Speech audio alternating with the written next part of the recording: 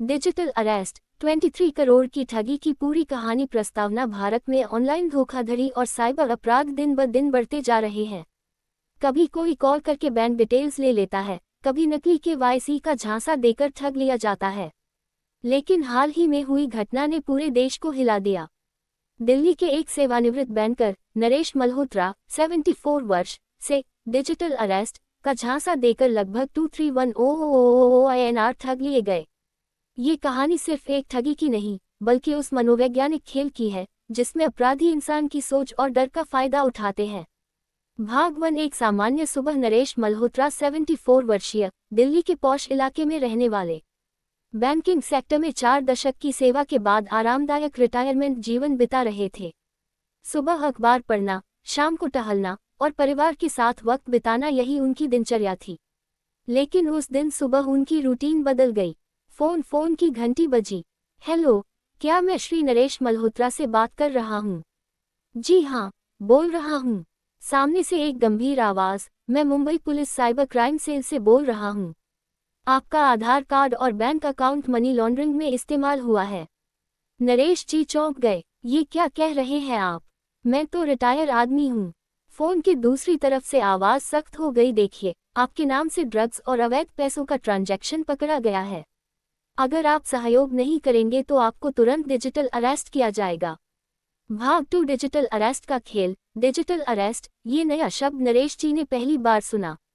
सामने वाले ने समझाया, डिजिटल अरेस्ट का मतलब है पुलिस ऑनलाइन केस दर्ज करके आपकी सारी डिजिटल गतिविधियों को ब्लॉक कर देगी। आप घर से बाहर नहीं जा पाएंगे, बैंक अकाउंट फ्रीज हो जाएगा और पुलिस आपके घर छापा भी मार सकती है। इतना सुनकर नरेश जी का दिल जोर से धड़कने लगा। उन्होंने घबराकर कहा, लेकिन मैंने तो कुछ नहीं किया। सामने वाले ने चालाकी से कहा, हमें मालूम है आप निर्दोष हैं, लेकिन आपको ये साबित करना होगा। इसके लिए आपको हमारी जांच में सहयोग करना होगा। फिर शुरू हुआ मानसिक खेल। ठगों ने उन्हें वीडियो कॉल पर लाया। पर्दे पर दिखा पुलिस यूनिफॉर्म पहने लोग, पीछे मुंबई पुलिस साइबर सेल का बोर्ड। असल में ये सब ग्रीन स्क्रीन और नकली बैकग्राउंड था। उन्होंने नरेश जी से कहा, अब आपको 24 घंटे हमारे निगरानी में रहना होगा। आप कहीं नहीं जा सकते, हर गतिविधि हमें दिखानी होगी। ये था डिजिटल कैद का भ्रम। नरेश जी अपने ही घर में कैदी की तरह रहने लगे। भाग 3। 23 करोड़ की ठगी। धीरे धीरे ठगों ने अपने असली खेल की शुरुआत की। उन्होंने कहा, अगर आप निर्दोष हैं तो अपनी संपत्ति और पैसे हमें दिखाइए, हम जांच करके क्लीन चिट देंगे। नरेश जी डर चुके थे। उन्होंने अपने FDs, म्यूचुअल फंड्स और बैंक बैलेंस की जानकारी दे दी।